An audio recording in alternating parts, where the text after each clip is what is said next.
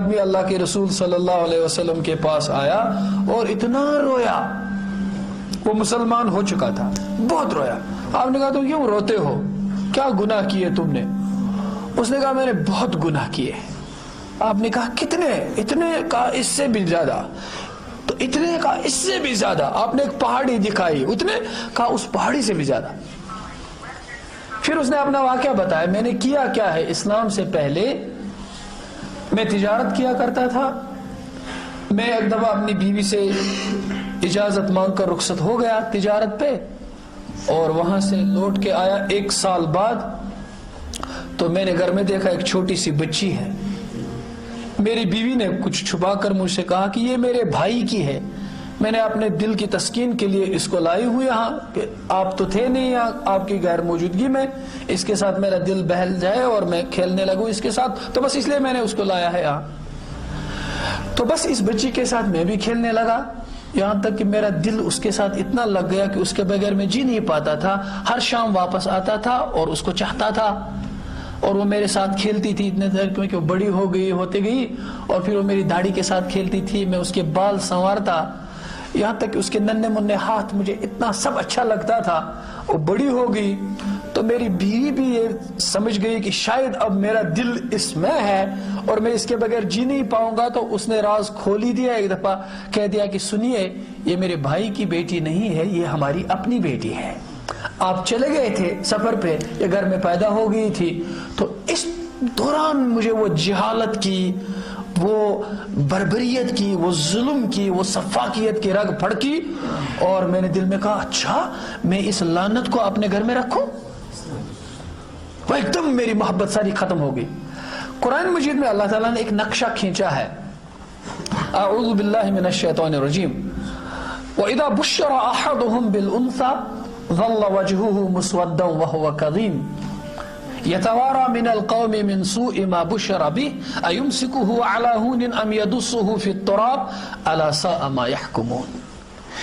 یہ تو اللہ تعالیٰ نے تنزن کہا، ایرونیکلی کہا، کہ جب ان میں سے کسی کو خوشخبری سنائی دی جاتی تھی، وہ کبھی جنگل میں گیا ہوتا تھا کوئی، پھر کوئی پکار کر اے سن لے تیرے گھر میں بیٹی پیدا ہو گئی، اس کے لیے تو یہ خوشی کی بات نہیں تھی، لیکن یہ طنز کیا اللہ نے، اس کو یہ خوشخبری، بشر احدہم، اس کو بشارت دی جاتی تھی تیرے گھر میں بیٹی ہے، اور ہے بھی بیٹی کا پیدا ہونا خوشخبری کی بات، تو ظل وجہہ مسودا، اس کا چہرہ سیاہ ہو جاتا تھا، وہ مایوس ہو جاتا تھا، وہ شرمندہ ہو جاتا تھا، پھر وہ سوچتا تھا، سوچ کر اپنی بستی میں آتا تھا، گلی سے گزرتا تھا، یہ سوچتا رہتا تھا ایمسکہ علی ہون، کیا میں ذلت کے ساتھ اس بیٹی کو گھر میں رکھوں، ام یدسہ فی التراب، یا آج ہی اس کا کام تمام کر دوں، دبا دوں اس کو زندہ مٹی میں، گاڑ دوں اس کو۔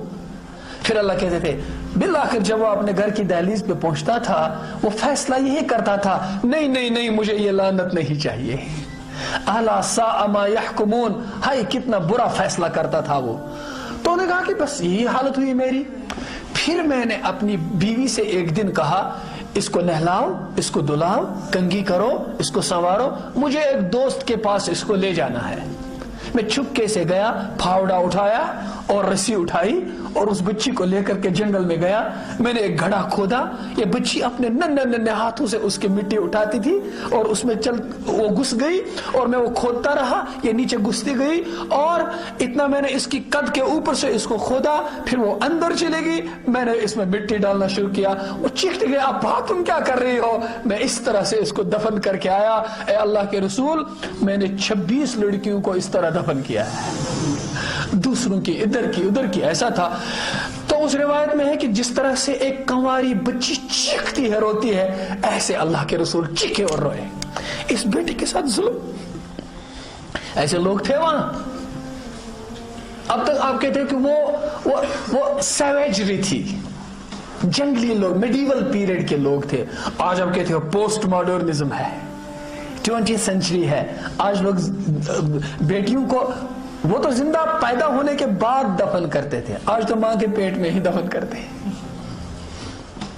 آج تو تعلیم ہے، کالج بھی ہے، یونیورسٹی بھی ہے، آج یہ کشمیر ہے، کشمیر، یہاں سب مسلمان ہیں. یہاں ہاسپٹلوں کے نیچے سائن بورڈ ہوتا ہے جو سیکس ڈٹرمنیشن کے جرم میں وہ ہوگا، ڈاکٹر ہو یا کوئی پیشنٹ ہو جو ڈٹرمائن کرے کہ سیکس بچی ہے یا بیٹی ہے یا بیٹا ہے، پھر اس میں وہ فیٹیسائڈ کے شکار ہوں گے، وہ ماں کے پیٹ میں یہ بچیوں کو قتل کریں گے، ان کو اتنی سزا ہوگی، اتنا جرمانہ ہوگا. میں کبھی آہ بھر کر کہتا ہوں سارے لوگ مسلمان ہیں، یہاں اس اعلان کی کوئی ضرورت ہونی چاہیے تھی. جہاں رسول اللہ صلی اللہ علیہ وسلم نے فرمایا تھا ارے 2 بیٹیاں جس کی ہوں، 2 بیٹیاں، پھر ان کی پرورش کرے، پھر ان کی تربیت کرے، پھر ان کی شادی کرے، کل وہ باپ میرے ساتھ جنت میں ایسے ہوگا.